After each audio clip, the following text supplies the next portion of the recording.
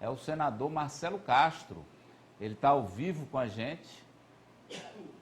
Olá, senador, boa tarde, tudo bem? Seja bem-vindo, muito obrigado a gentileza de nos atender nesta tarde aqui no Jogo do Poder no Agora. Boa tarde. Boa tarde, Amadeu, boa tarde a todos. É um prazer estar com vocês aí. Estou aqui de Brasília, mas tenho um prazer em me dirigir ao nosso povo piauiense. O senhor não vai querer falar dessa disputa aí não, né? O senhor não vai querer meter a colher nessa disputa aí não, né? Da tem presidência estadual, da né? Assembleia. Tem muito estadual lá. O senhor já foi estadual, já foi federal, agora é senador. Pois é. Mas o couro está comendo lá entre o MDB e o PT. E agora? O senador, o Amadeu, é de todos, é um cargo majoritário. Então, não é conveniente entrar nessa disputa, não. Eu ouvi uma parte dos seus argumentos aí, que uns argumentam do jeito, outros argumentam do outro. Eu não tenho dúvida de que nós chegaremos a um bom senso. O importante é que a gente vá unido, né, para essa disputa aí na Assembleia Legislativa, como tem sido praticamente nos últimos anos, né? Nós temos um grande articulador aí, que é o deputado Temístocles, que é o presidente da Assembleia. Então, vamos, com o novo governador eleito, né, encontrar um caminho aí que seja harmonioso, né, para todos. Senador, vamos começar com um assunto fundamental para o país, que é o orçamento de 2023. O senhor é o relator, é o homem mais importante da República. Acho que depois do Lula é o senhor hoje.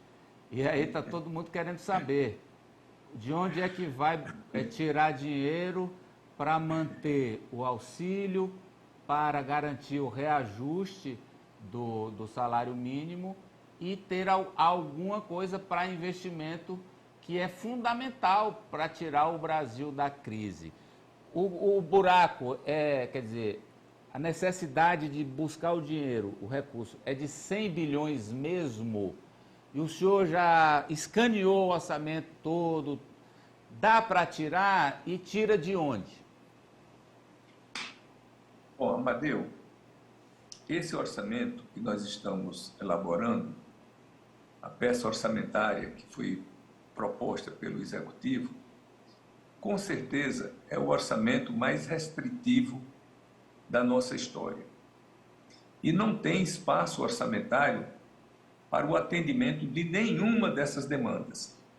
Porque só o auxílio emergencial, o Auxílio Brasil, melhor dizendo, que é o Bolsa Família, que eu acho que não vai voltar para o Bolsa Família, desse valor de R$200, porque eles estão recebendo agora R$600. Mas esse valor só vai até o dia 31 de dezembro. Em janeiro, o valor retorna para R$400. Isso foi um compromisso público de campanha do Lula, também foi do Bolsonaro, só que não tem nenhuma previsão orçamentária para isso. E essa demanda importa num acréscimo de despesa de 52 bilhões de reais. O Lula prometeu também de dar um auxílio de R$150 para as famílias que tenham crianças de até 6 anos de idade. Lá se vão mais 18 bilhões de reais. Ele prometeu também de isentar a cobrança do imposto de renda até R$5.000 e de dar aumento real do salário mínimo, que está por muitos anos que nós não temos aumento real do salário mínimo. Bom, pelo menos a questão do Auxílio Brasil, do Bolsa Família, o presidente vai ter que atender. Como nós explicaríamos que as famílias estão recebendo hoje R$600 e em janeiro, quando se dirigirem ao banco, vão receber R$400? Não há condições mínimas de que isso venha acontecer.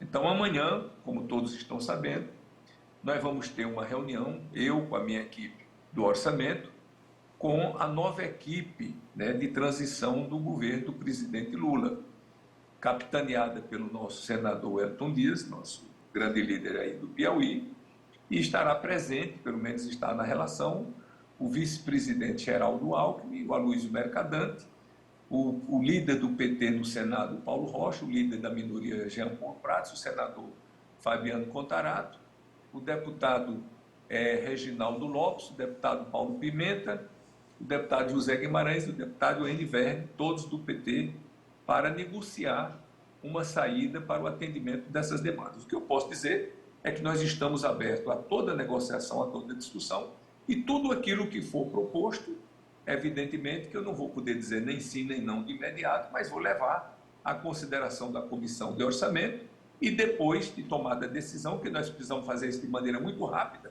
porque o orçamento deverá se encerrar no dia 17 de dezembro, então nós podemos implementar no Legislativo essas medidas para fazer o atendimento dessa demanda. O que eu posso dizer é que com o orçamento que nós temos, com as regras que nós temos, com o teto de gastos que tem hoje pela emenda constitucional 95, é impossível de atender essas demandas. De atender todas, mas o senhor garante, pelo menos, a questão dos R$600 do Auxílio Brasil, Bolsa Família. Isso é garantido? Não, a minha expectativa é que nós vamos atender a todas as demandas. Uhum. Agora, para isso,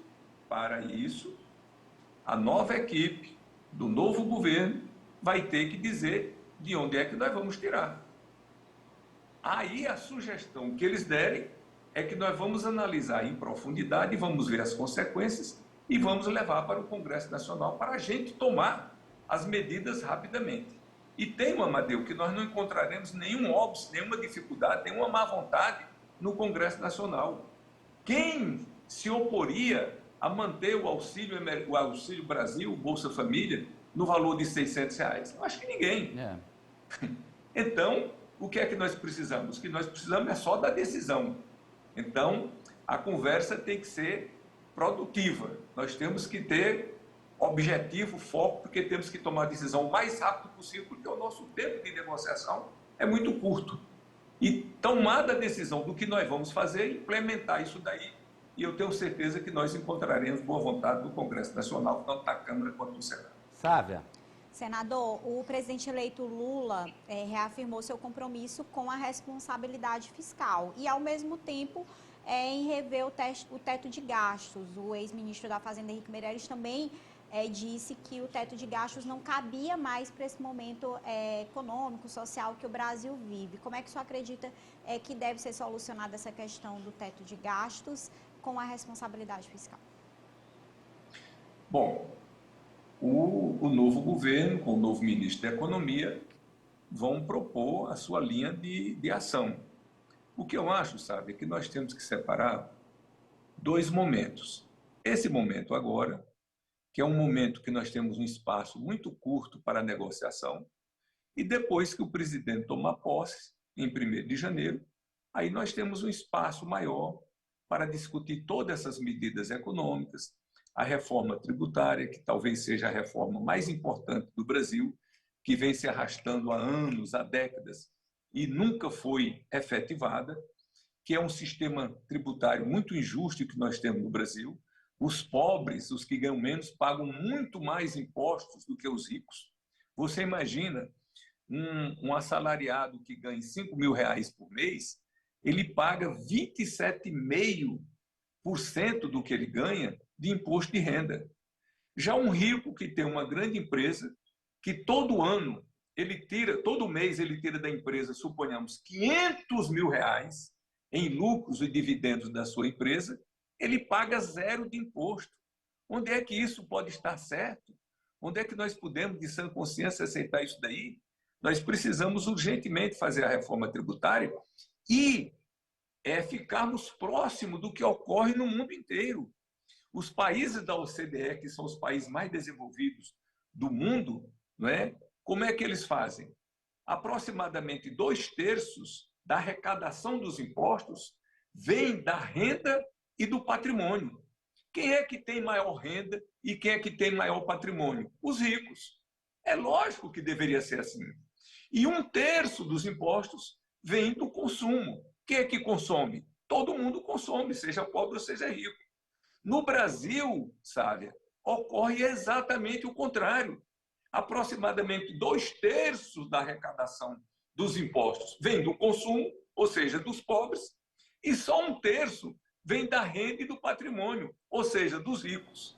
Então, naturalmente, que esse é um objetivo que nós temos que alcançar, e tudo isso poderá ser discutido dentro de um quadro fiscal completamente distinto do da agora, onde será debatido a permanência ou não do teto de gastos, que foi feito lá atrás, em 2016, e que muitos entendem que já cumpriu o seu papel. Mas vamos aguardar o que é que o novo governo vai fazer. Então, na minha lógica, não estou dizendo que essa seja a lógica do novo governo, nós precisamos tomar umas medidas urgentes agora aqui, rapidamente, para o DVG para o próximo ano, e no próximo ano nós tomarmos medidas de caráter mais permanente, mais estruturante para o agora e para um médio e longo prazo, como a reforma tributária que nós devemos implementar. Esse teto de gasto, aliás, é mais furado do que tábua de pirulito. Todo ano ele foi furado, desse governo Bolsonaro, todo ano ele foi. E só nesse ano de eleição 2 vezes. Essa é a verdade. Ari, vamos lá. Eu gostaria que o senador Marcelo Castro falasse sobre Teresina no orçamento. O senhor se reuniu com o prefeito da capital, doutor Pessoa, e o senhor havia dito em uma entrevista à Poliana Oliveira, que repercutiu no Brasil inteiro, não apenas aqui, que o ministro Ciro tinha brecado tudo que o senhor tinha colocado lá aqui para a prefeitura de Teresina, porque ele era o ministro-chefe da Casa Civil. Mas agora, o senhor relator do orçamento com o ministro-chefe da Casa Civil, ou o Wellington, ou um outro, a situação é diferente. O que é que virá para a capital na sua relatoria, senador? Bom, o que você está dizendo é que o Wellington, sendo ministro da Casa Civil, Teresina não será prejudicada. Deixa eu lhe dizer aí, nós tivemos uma reunião com a bancada e eu apresentei a sugestão de a gente colocar uma emenda de bancada para fazer fazer o Hospital da Mulher em Teresina. Então, todos, unanimemente, estiveram de acordo, não podia ser diferente, e nós vamos apresentar uma emenda de bancada e eu, como relator geral do orçamento, assumo o compromisso de colocar esse recurso para a gente fazer um Hospital da Mulher, para que a mulher tenha um espaço próprio dela para ela tratar das doenças que são próprias da mulher, como, por exemplo, uma prevenção de câncer de mama, de câncer de útero, uma cirurgia de ovário, de trompas, uma ligadura de trompas, uma cirurgia de útero, uma cirurgia de mama, enfim, daquelas doenças que são próprias da mulher. Outra medida também que nós vamos fazer muito importante é colocar recursos para a gente fazer o Hospital do Câncer, uma ala do câncer dentro do hospital universitário. Além disso, nós acertamos o que a gente faz praticamente todos os anos, de destinar uma emenda para o governo do estado dizer onde quer colocar e outra para a prefeitura de Teresina. Então, Teresina terá, pelo menos no presente momento, 2 emendas. Uma para a construção do Hospital da Mulher e outra para a infraestrutura urbana, que a ideia, que eu discuti com o prefeito, doutor Pessoa, é da gente colocar um recurso para poder asfaltar esses bairros mais periféricos, os bairros mais populares de Teresina. Então, será uma ação muito importante e eu vou fazer todo o esforço, como relator do orçamento, para colocar recursos, para viabilizar essas obras importantes para Teresina. Então, Teresina estará contemplada com o Hospital do Câncer, com o Hospital da Mulher, com a pavimentação asfáltica dos bairros de Teresina e a duplicação da BR-343, que vai de Teresina a Altos. É outra decisão que nós tomamos também. Então, você está vendo que nós, parlamentares, estamos muito preocupados, não só com o Piauí, mas com Teresina em especial. Vamos lá, Poliana. Olá, senador, boa tarde. Olha, emendas do relator, emendas RP9. O governo Lula, o governo Lula já anunciou, o então candidato tinha anunciado que no governo dele não vai ter orçamento secreto. O senhor acredita que já possa ser proposta essa alteração neste texto do orçamento? Porque o senhor já disse que não pretende enviar esse tipo de modificação. Se vier da equipe do governo Lula, o que fazer? Poliana, isso é uma emenda que vem do Poder Legislativo, Quer dizer, anteriormente, o Poder Legislativo era inteiramente submisso ao Executivo. A gente tinha as emendas individuais, a gente tinha as emendas de bancada, emenda de comissão, mas nada era impositivo. Ou seja, o Executivo executava aquelas emendas se quisesse.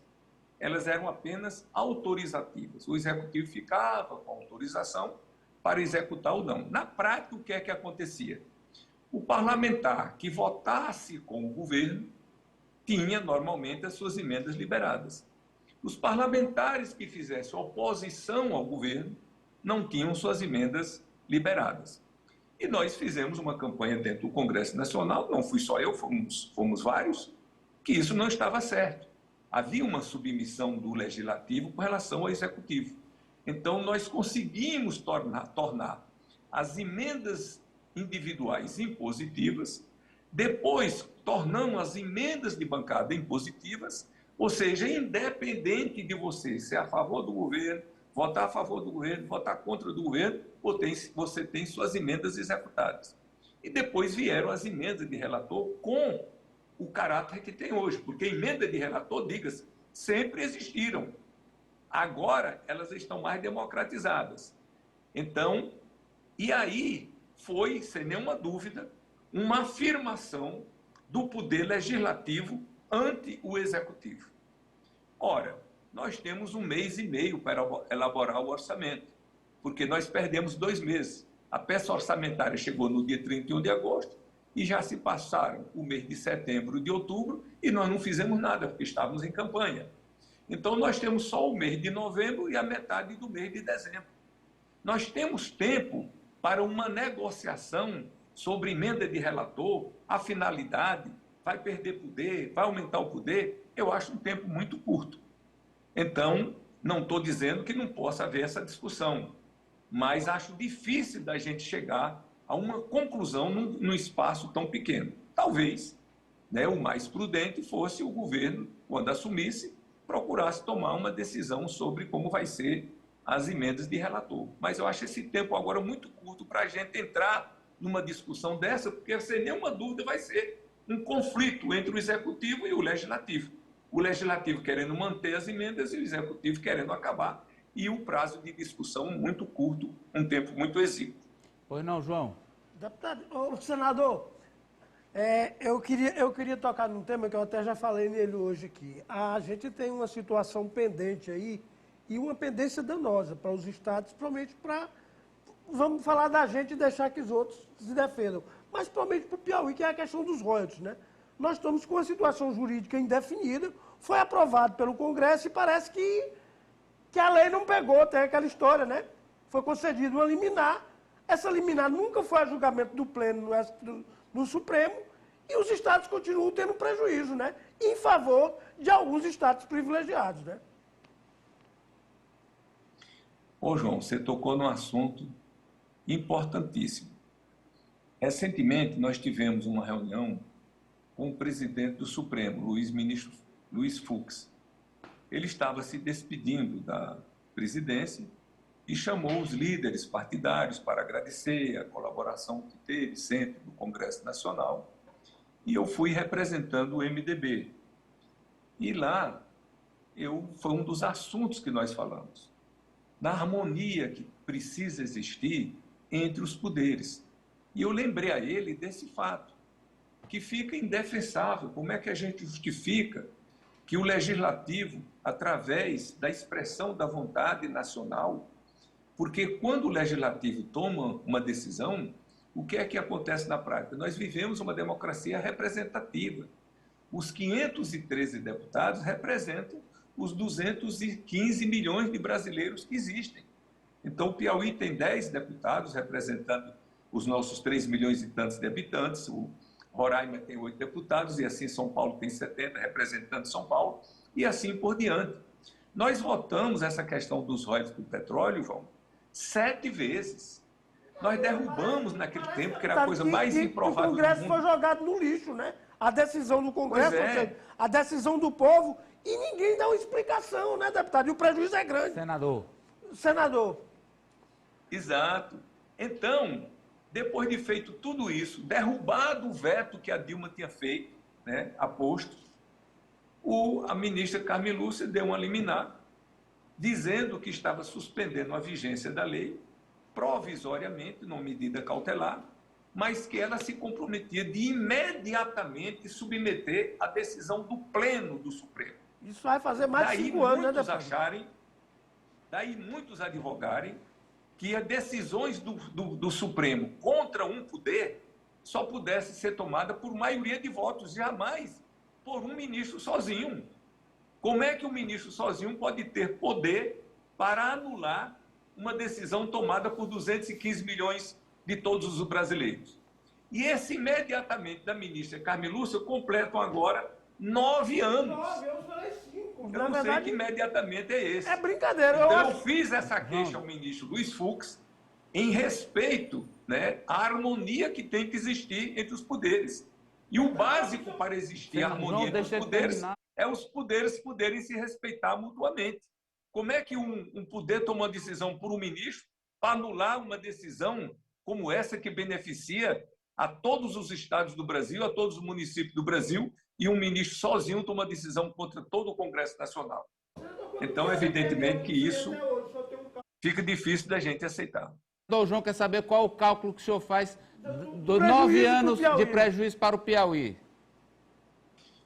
Eu não tenho esses números, João. Aliás, está até na hora da gente fazer esses cálculos, mas na época que nós fizemos, eu me lembro que o Piauí receberia mais, acho que era 1 bilhão e 500 milhões de reais por ano. Então, 9 anos lá se vão, pelo menos uns 15 ou 20 bilhões de reais o Piauí já deixou de receber. Rapidamente aqui para a gente finalizar. O Ari disse que o senhor vai indicar a Codevasf no governo Lula, é isso?